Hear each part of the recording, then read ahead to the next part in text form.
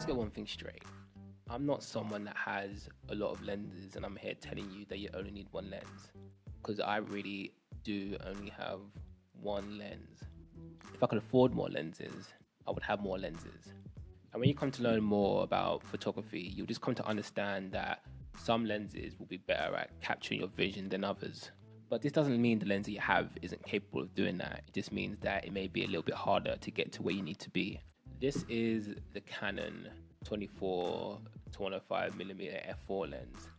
And the reason why it's the only lens I have for the Canon 6D is because, one, as I said, I can't afford any other lenses. But two, is because it's very, very flexible. Having a wide angle 24 to like a medium telephoto of 105 is a really good focal range to have.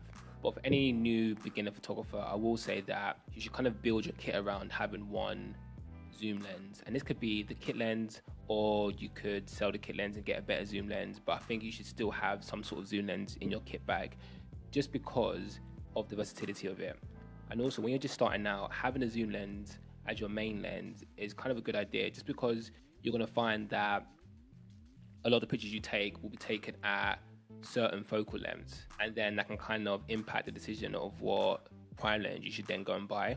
Just knowing that when I go out and shoot, I have anything from a 24mm to a 105mm, just kind of gives me that peace of mind. Let me just say, this is just my opinion and my view. You can get by with just one prime lens actually, and for some people that actually might be the way to go, because if you are carrying around just one prime lens, what that means is that typically a prime lens is smaller and lighter than a zoom lens is, but also a prime lens will generally give you better image quality than a zoom lens will, and also it will give you better low light, and it will give you better depth of field as well.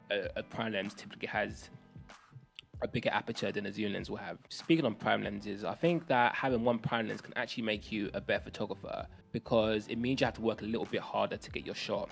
So when you're out and about with a prime lens, you can't just zoom to kind of like change your composition. You actually kind of have to move your camera and move yourself to kind of achieve the framing that you want. But honestly, either can work. You can get by with just a prime lens or get by with just a zoom lens. For me personally, I would much rather the versatility of a zoom lens than the better aperture and the better image quality that prime lens gives me.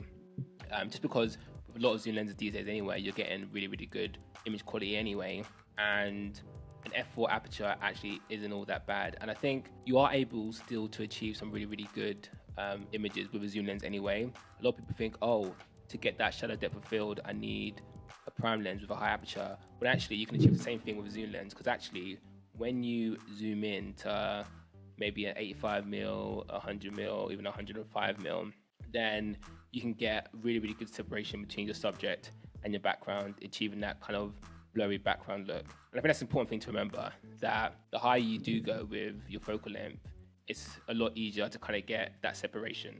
So you can definitely achieve that with a zoom lens. You don't just need a 50mm 1.4 to achieve that. And I feel like I said this a lot in my videos, but don't go down the rabbit hole of trying to get all the latest and best camera equipment. Just use what you have, and you'll be surprised of what a simple kit lens or a simple £150, £200 prime lens can give you. Having said all that though, if you are hoping for a new lens for Christmas, then I hope you get it. But that's it on that. Just go out there and start creating. If you've got more photography videos, then don't forget to like, subscribe. I mean, if you want, you don't have to, but if you want, and then I'll see you in the next one.